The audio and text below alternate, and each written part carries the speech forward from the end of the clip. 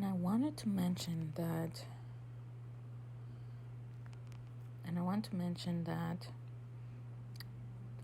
and there's a long history with opioids. I don't know if they mentioned this in your history class, but I remember being young that this was a major issue, so it definitely was mentioned in the history class. Because different nations didn't want, the problem was so high that they actually banned the use of opioids many, many years ago, right? So it was actually banned. So the opioids are class of drugs naturally found in the opium poppy plant. So if you see the poppy plant, and they use the poppy plant a lot, like for fallen veterans, but you know what? It caused another kind of death because look, opioids are a class of drugs naturally found in the opium poppy plant.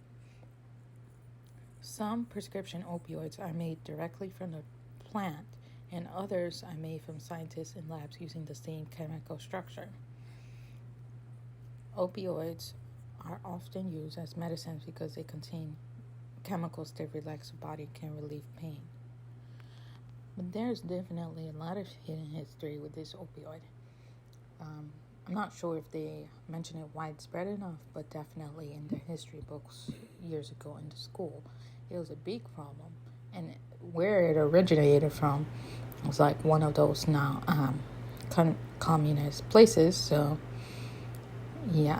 so there really was an issue back then with this drug, with this chemical, and there was really a widespread ban on it because they saw the issue, they saw what can happen to people that use this, and now it's surprising that they still use it.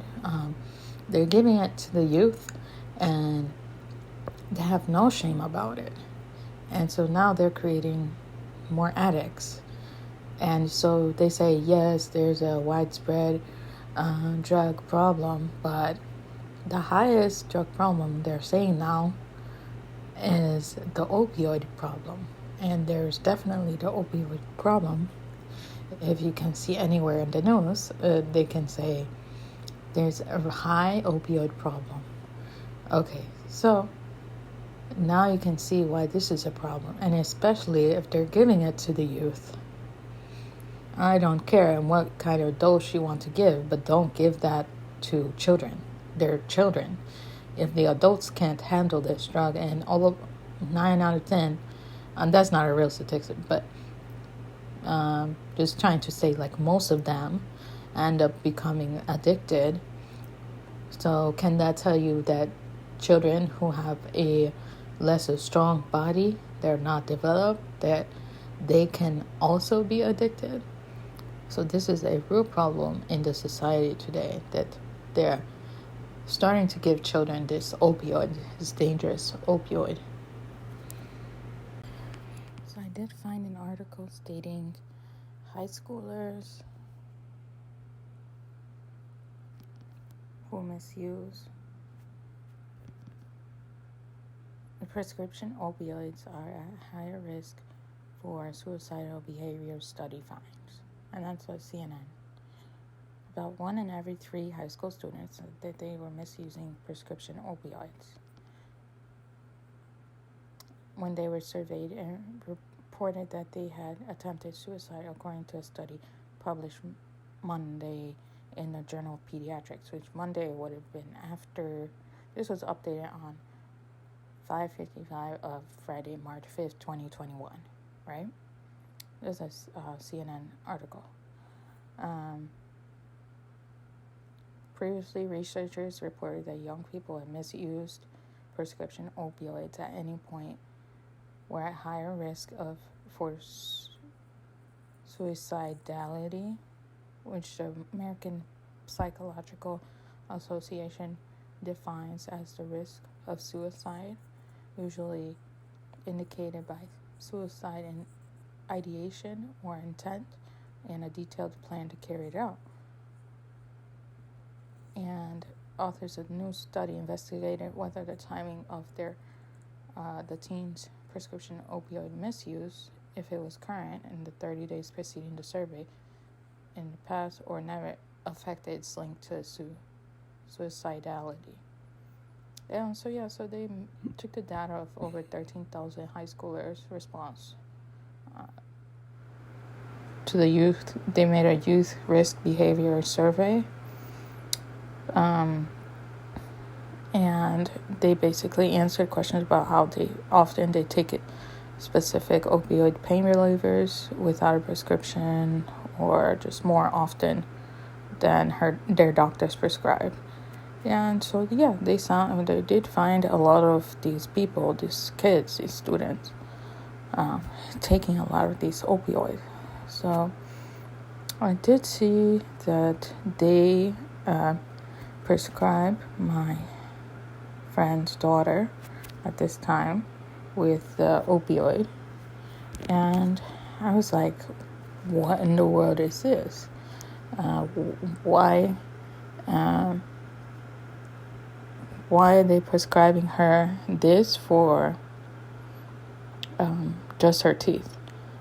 Okay, so the common prescription opioids are hydrocodone, also known as Vicodin, oxycodone, which is known as Oxycontin, oxymorphone, which is known as Opana, morphine, which is also Cadian or Afinza, codeine, or fentanyl. So the one they gave this person was actually the oxycodone. So for her 12-year-old daughter, they gave oxycodone. So I'm questioning, like, okay, why did they give you this medicine? They're like, the parents like, oh, it's just, they said it was for the pain. And I was like, do you not know this is easily addicted, like it's easily able to anyone, not even like especially kids, because there's a strong medicine for kids to get addicted off of this. Like if adults get addicted off of this, then kids can definitely get addicted off of this. So why would you give them such a high grade of medicine, opioid, that are easily getting people addicted? So I said, no.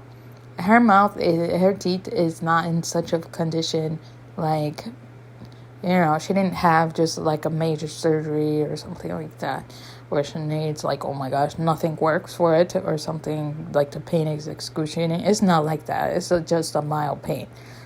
So why are these doctors out here prescribing, especially how can dentists have the ability to prescribe that? Because normally you'd think, just a physician or a specialized doctor, like a pain doctor or someone treating them for something else, has the ability to prescribe this. Like there are certain regulations. So how can a dentist then prescribe this type of medicine, and especially to a minor? So those are just some questions to think about. And just put an eye. And like I warned them against taking that medicine. I said, you do not want that. And especially the kids are in the teenage years, and at this time it's easily for anyone to get addicted of certain substances at the teenage years. So I highly warned about that. I said, no, you need to get rid of those. You need to give them just a normal pain. I don't care if you want to give them a stronger Tylenol, whatever you want to do. But hey, that's better than getting them started on a potentially drug that they can get addicted from, like their previous family members are addicts. So you don't want to continue that chain. So, and especially it's funny because the doctors are supposed to be in charge of taking care of people and patients and minors, and instead that they're putting them on this path of no return, of being addicts.